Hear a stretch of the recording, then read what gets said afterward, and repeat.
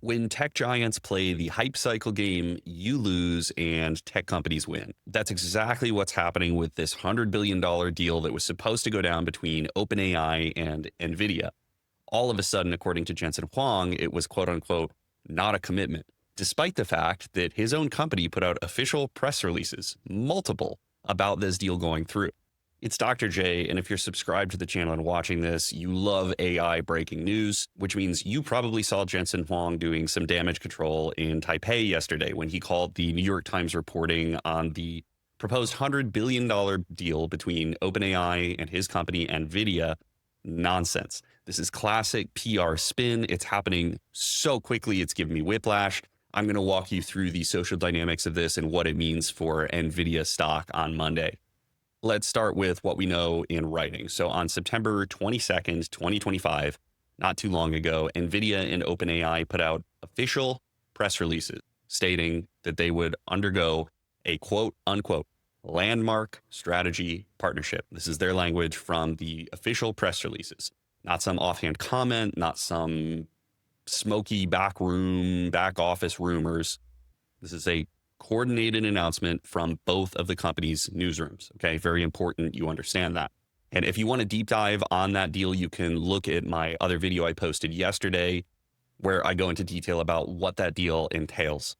But all you need to know for these purposes is that it was a $100 billion proposed deal that NVIDIA would help out OpenAI.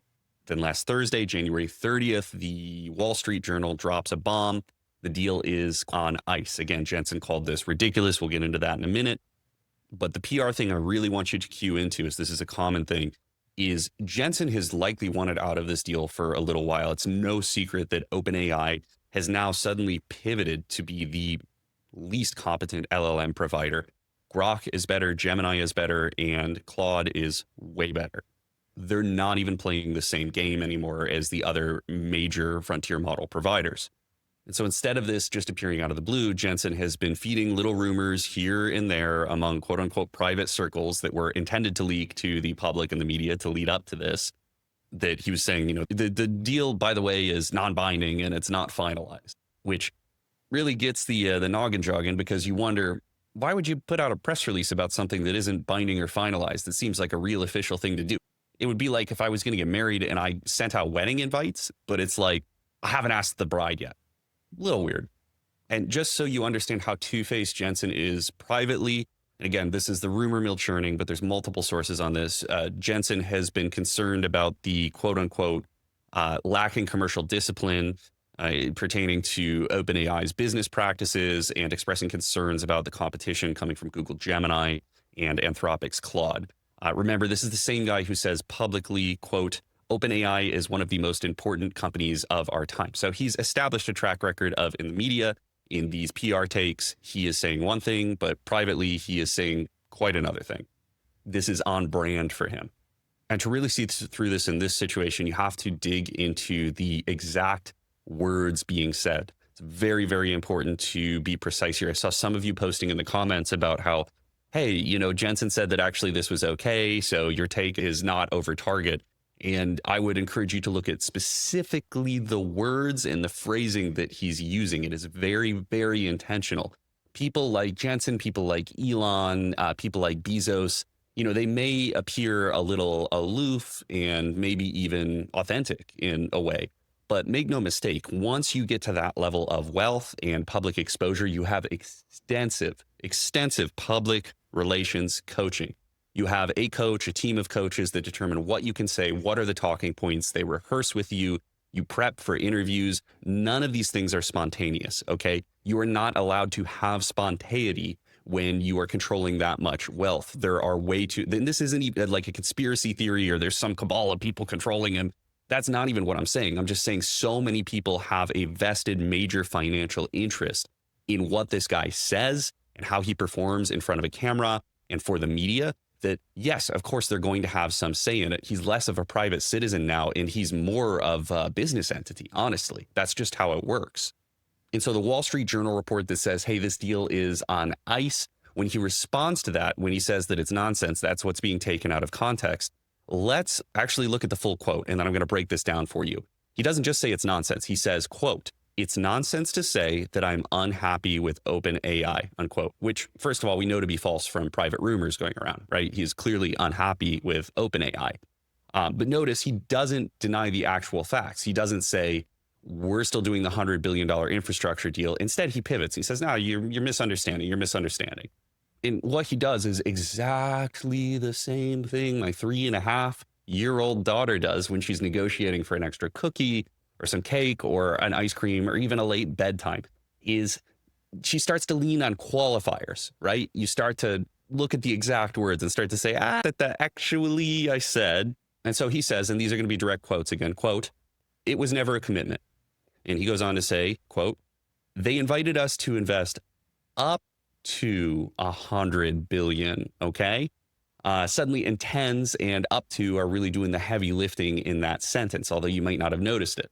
If you hear it quick, or if you hear it in a media blurb, you don't hear they invited us to invest up to 100 billion. You hear invest 100 billion. Those are the key words, and it's intentionally phrased that way. And again, I would draw your attention to the evidence. They signed a letter of intent. Him and Sam Altman announced this publicly, and both of their newsrooms issued multiple press announcements saying that this deal is going through. So again, this is not like a handshake agreement, like I'm buying a motorcycle off of Craigslist, will you give me a deal on it kind of thing. This is like I've signed a mortgage and we're pending the home inspection stage of thing. So hopefully you can see starting to discombobulate you a little bit so you can't compare what he said versus what's really going on. And so the third thing he does is he completely changes the deal that they're talking about to make you seem like the idiot, to make you seem like you don't understand. And that's one thing, if I hope I can do anything on this channel, it's to break all of these concepts down to make you understand that a lot of this is PR and posturing, but most people can simply understand, even if you're not an engineer, you don't work in tech, you can understand the business deals going on and you can understand the bad behavior going on, but they want to make it seem like you're too dumb to get it. And you're not. I don't believe that for a minute. So to further throw you off and make you feel like, oh, I'm just an idiot for not understanding, this is complex and above my pay grade, he pivots from saying this $100 billion deal, which was going to be an infrastructure build out. He says, no. No, you don't understand. It's not going to be an infrastructure build out. We're participating in a funding round. Okay. And he goes on to say again, weaseling out of these commitments. This is a quote that NVIDIA will make probably the largest investment we've ever made, unquote. But he won't specify an amount. How much? We'll participate in the funding round. So now instead of we're giving them $100 billion of infrastructure build out, it's, yeah, we'll toss them a few bucks in their Kickstarter if Amazon and Microsoft participate as well. How much are we going to kick in? I don't know yet. Completely different structure. And it's all designed to make you feel like an idiot. And like, how can you possibly comprehend this? But you can. And to clear that up, if you don't really understand how startup funding goes, if you think that would be interesting for me to make a video on it, I can break it down. Again, it's one of these things that there's a bunch of lingo in the industry, but it's actually not that complex. But let me know if you want to see that in the comments. To put it simply here, though, it's basically like that Kickstarter analogy. They're basically doing a Kickstarter for people that can toss them a lot of money. So what Jensen is talking about now is instead of a $100 billion infrastructure investment, they're going to chip into this Kickstarter. They're raising money at an $830 billion valuation. Nobody knows how much that funding round is actually going to be. Amazon is considering kicking in about 50 billion, sources are saying. So NVIDIA might put in 10 to 20 billion, maybe a tenth to a fifth of their initial commitment at most, but they're under no obligation to do so because of all of the weasel words that they've used here. Yeah, that's quite a different story than a $100 billion infrastructure deal, which again was announced by both of their newsrooms officially and both of the CEOs of each of those companies.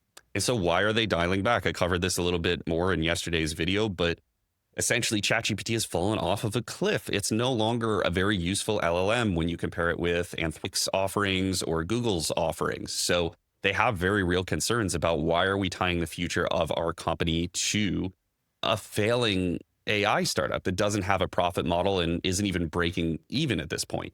It's a huge risk exposure. And honestly, if I were Jensen, I would have made the same decision. This is a responsible business decision. I'm not faulting him for it, despite the fact that he says one thing and does another. This is a logical business decision for NVIDIA. Here's the lesson. When you are ultra rich, other people have a big stake in the things that you say in front of a camera. You can't just say anything. You need to consult with people. These are rehearsed answers. So when these folks speak, when Jensen says up to and intends to and letter of intent, They're not throwaway legal terms. These are little escape hatches that they're building in so they're not overcommitted to anything. And you need to pay attention to them. And it's tough. It's tough to get in this habit because all you hear from that sentence, all the brain wants to hear is investment 100 billion.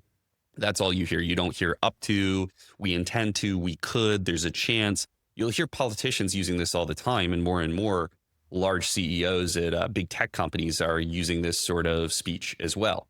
So that's the game. Next time you see a big tech deal announced, screenshot it, check the sources, because when it changes 6 months later, they'll tell you that, actually, we never intended to do that. If you found this useful, subscribe for more breakdowns of tech insider news and tech tools. Again, I'm Dr. J. Thank you for watching.